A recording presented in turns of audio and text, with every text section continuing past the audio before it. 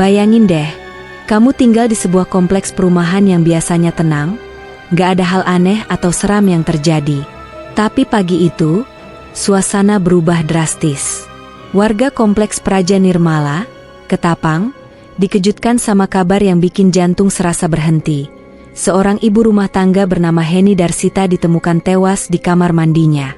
Yang lebih bikin gak percaya, Heni ditemukan dalam kondisi bersimbah darah dengan luka-luka yang jelas bukan kecelakaan biasa. Heni, wanita 43 tahun yang dikenal baik sama tetangganya, gak pernah terlihat bermasalah serius. Tapi ternyata, ada cerita lain yang baru terungkap setelah tragedi ini. Malam sebelum kejadian, Heni sempat bertengkar hebat dengan suaminya. Warga yang sempat mendengar suara dari rumah mereka, mungkin mengira itu cuma cekcok biasa. Siapa sih yang gak pernah ribut kecil sama pasangan? Tapi siapa sangka, pertengkaran itu mungkin jadi awal dari tragedi yang mengakhiri hidup Heni dengan cara yang begitu tragis. Esok paginya, saat tubuh Heni ditemukan, warga pun mulai bertanya-tanya, apakah ada kaitannya pertengkaran malam itu dengan kematian Heni? Bagaimana bisa rumah yang biasa tenang itu berubah menjadi lokasi kejadian tragis yang gak akan dilupakan oleh siapapun di sekitar sana? Apa sebenarnya yang terjadi di balik pintu rumah Heni dan suaminya malam itu? Cerita ini langsung menyebar di seluruh kompleks, bikin semua orang gelisah, bertanya-tanya, dan mulai melihat rumah mereka sendiri dengan rasa was-was.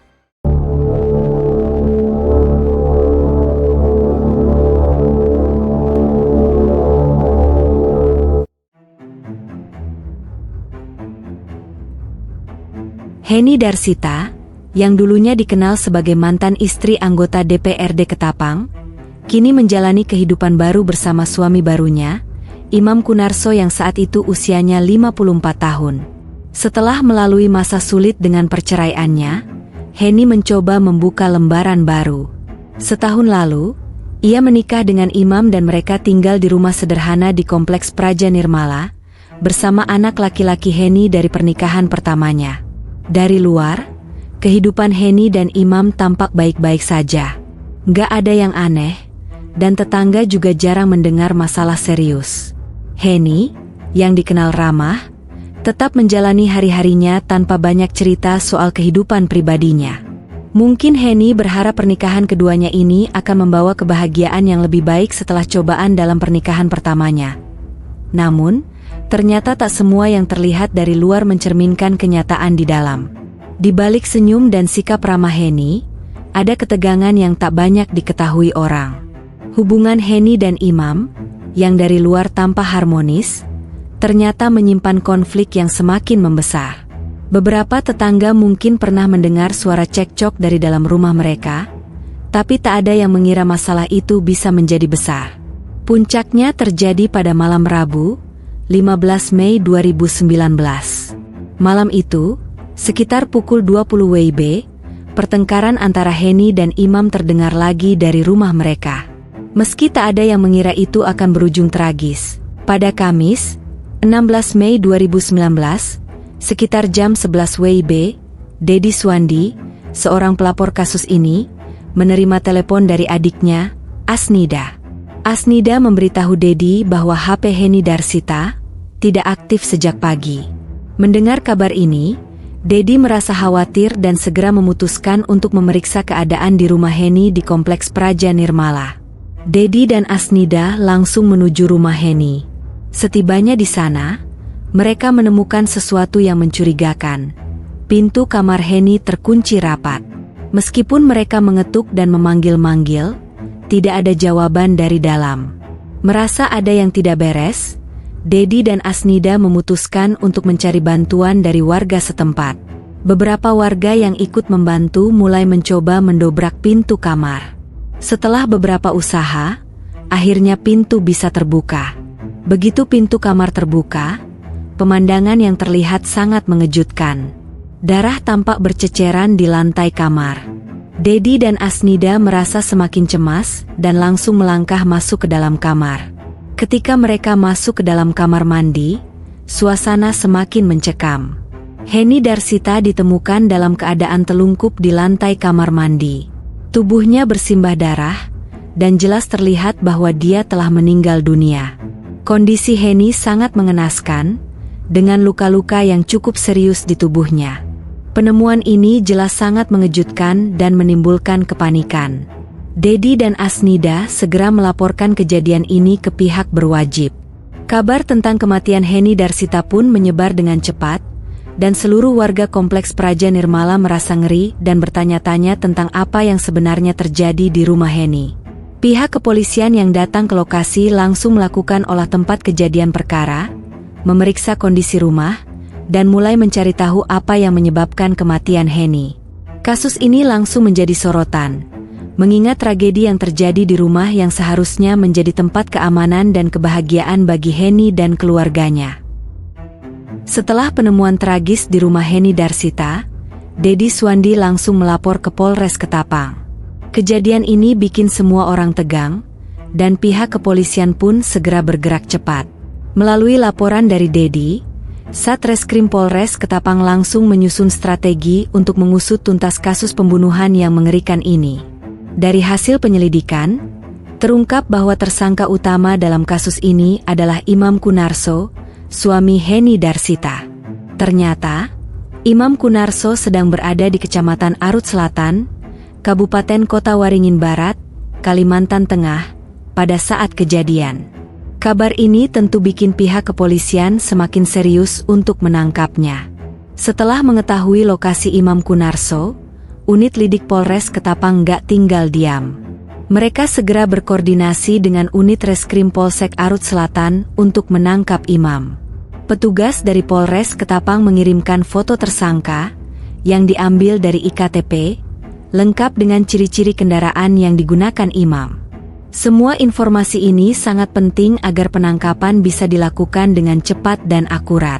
Sekitar pukul 15.45 WIB, setelah pencarian yang melelahkan dan koordinasi yang intensif, akhirnya Imam Kunarso berhasil ditangkap. Petugas Polsek Arut Selatan berhasil mengamankan Imam tanpa adanya perlawanan yang berarti. Penangkapan ini tentu saja memberikan angin segar bagi penyidikan kasus ini. Pihak kepolisian melanjutkan penyelidikan untuk mengungkap seluruh fakta dan memastikan bahwa keadilan benar-benar ditegakkan untuk Henny Darsita. Imam Kunarso adalah seorang karyawan swasta yang sehari-harinya bekerja di sektor non-pemerintah. Kalau ditanya, pekerjaan Imam bisa dibilang cukup biasa. Bukan pegawai negeri dengan seragam yang rapi, tapi juga bukan pengusaha yang mobilnya parkir di depan kantor dengan klakson yang sering berbunyi. Imam menjalani rutinitas yang terbilang monoton. Pergi pagi, pulang sore, dan tidak banyak menonjol di lingkungan sosialnya. Kalau diibaratkan, Imam seperti robot yang menjalankan program sehari-hari tanpa banyak tambahan fitur. Dia sering menghabiskan waktu di tempat kerja, dan teman-temannya di kantor pun menganggapnya sebagai sosok yang tenang. Mungkin terlalu tenang sampai mereka berpikir, kalau dia ikut kompetisi tidur siang, pasti jadi juara. Sementara itu, di luar kantor, Imam lebih memilih untuk menjadi invisible man. Bukan karena dia punya kekuatan super, tapi karena dia memang lebih suka diam daripada jadi pusat perhatian. Imam Kunarso menikah dengan Henny Darsita, dan alasan dibalik keputusan ini cukup sederhana, sekaligus agak konyol. Bayangkan, Imam ini ibarat seorang chef yang sudah lama mencari resep masakan yang pas. Ketika dia bertemu Henny, rasanya seperti menemukan bumbu rahasia yang selama ini dicari. Henny mungkin bukan bumbu yang paling terkenal di pasar, tapi dia punya rasa yang membuat Imam merasa, ini dia, pasangan hidup yang pas. Seriusnya, Imam menikah dengan Henny karena dia menemukan kecocokan yang sejati. Henny dikenal sebagai sosok yang ramah dan pengertian, dan mungkin bagi Imam, dia merasa Henny bisa melengkapi hidupnya yang selama ini terasa seperti menu diet. Cukup sehat, tapi kurang bumbu. Dan di luar alasan yang serius, mungkin juga ada alasan praktis yang agak lucu. Henny ternyata punya kemampuan untuk membuat lauk yang enak, dan kita semua tahu, salah satu cara tercepat untuk memenangkan hati seseorang adalah lewat perutnya. Jadi, bisa dibilang, selain cinta, Imam juga merasa terikat oleh kemampuan kuliner Heni. Jadi, meskipun Imam menjalani hidup dengan rutinitas yang tenang dan biasa, pernikahannya dengan Heni adalah salah satu keputusan besar yang dia ambil. Mungkin karena dia merasa Heni adalah partner yang bisa membawa sedikit bumbu ke dalam hidupnya yang sehari-hari terbilang monoton. Imam Kunarso, tersangka dalam kasus pembunuhan Heni Darsita yang tak lain adalah istrinya sendiri, mengungkapkan alasan nekat di balik tindakannya. Dalam keterangannya kepada pihak kepolisian, Imam mengaku sering dituduh menyembunyikan barang milik Heni, yang menambah ketegangan dalam hubungan mereka. Selain itu, Heni juga sering menuntut cerai, yang semakin memperburuk keadaan. Namun, yang paling memicu kemarahannya adalah tuntutan Heni yang tidak biasa. Setiap kali mereka berhubungan badan, Heni meminta bayaran sebesar Rp700.000. Imam mengaku merasa sangat sakit hati dan diperlakukan tidak layak. Saya sering dituduh menyembunyikan barang milik korban. Selain itu, korban juga sering menuntut cerai. Yang paling memicu saya untuk menghabisi korban karena dia meminta bayaran selama berhubungan badan. Sekali berhubungan dia minta bayaran Rp700.000. Siapa tak manas? Bayangkan saja, bayar Rp700.000 sekali hubungan, ini lebih mahal dari makan di restoran bintang 5. Imam merasa seperti sedang berurusan dengan bisnis, bukan dengan istri. Dia bahkan sempat bercanda, kalau begini terus, saya harus bikin budget khusus untuk urusan ini, kayak bayar SPP bulanan. Masalah ini menjadi semakin memburuk seiring waktu, dan perasaan tertekan Imam semakin meningkat. Dalam keadaan emosional yang memuncak, Imam akhirnya mengambil keputusan yang sangat tragis. Keputusan yang seharusnya bisa dibicarakan dengan kepala dingin berujung pada tindakan kekerasan yang mengerikan. Imam Kunarso mengatakan bahwa dirinya sempat berada dalam bahaya dan nyaris dibunuh oleh Heni. Pada malam Rabu, 15 Mei 2019, saat terjadi cekcok hebat, Heni sempat mengacungkan sebilah pisau kepadanya. Imam menceritakan momen tersebut dengan tegang. Dia itu sebenarnya baik sekali orangnya. Namun, ketika lagi emosi luar biasa, ucapnya. Pisau tersebut sempat mengenai jari kelingking Imam saat ia mencoba menepisnya. Berdasarkan hasil rekonstruksi yang dilakukan pihak kepolisian, terungkap dengan jelas penyebab kematian Heni Darsita. Dalam rekonstruksi yang mendetail ini, diketahui bahwa kematian Heni disebabkan oleh pukulan dengan benda tajam dan pisau. Dalam rekonstruksi tersebut, gambaran kejadian menjadi sangat jelas. Terlihat bahwa pelaku, Imam Kunarso, dan korban, Heni Darsita, sempat terlibat cekcok hebat. Ketegangan dalam pertengkaran ini memicu tindakan kekerasan yang semakin memanas. Dalam adegan rekonstruksi, Imam terlihat mencekik leher Heni menggunakan tangan kiri ketika Heni berada dalam posisi terbaring. Gerakan ini menunjukkan betapa intensnya kekerasan yang dilakukan pelaku. Setelah mencekik, Imam melanjutkan tindakannya dengan memukul wajah Heni. Pukulan-pukulan ini semakin memperburuk keadaan Heni, yang sudah dalam posisi tidak berdaya. Namun, tindakan kekerasan pelaku tidak berhenti di situ. Imam kemudian mengambil pisau dan menghujamkannya ke wajah Heni. Serangan dengan pisau ini membuat Heni tergeletak tanpa bisa melakukan perlawanan lagi. Setelah korban tidak berdaya, Imam menyeret jasad Heni ke kamar mandi.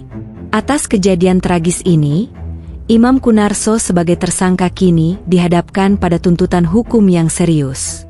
Dia dipersangkakan dengan pasal 338 KUHP, yang merupakan pasal tentang pembunuhan. Jika terbukti bersalah, Imam dapat menghadapi ancaman pidana kurungan penjara dengan hukuman paling lama 15 tahun. Dalam hubungan, baik itu pernikahan atau hubungan lainnya, seharusnya ada ruang untuk bicara dan menyelesaikan masalah secara damai. Kita juga harus belajar dari kasus ini bahwa ada batasan yang harus dihormati dalam hubungan, dan menghargai perasaan serta martabat satu sama lain adalah hal yang penting. Tidak ada harga yang layak untuk dibayar dengan nyawa seseorang, dan kekerasan tidak pernah menjadi jalan keluar dari masalah.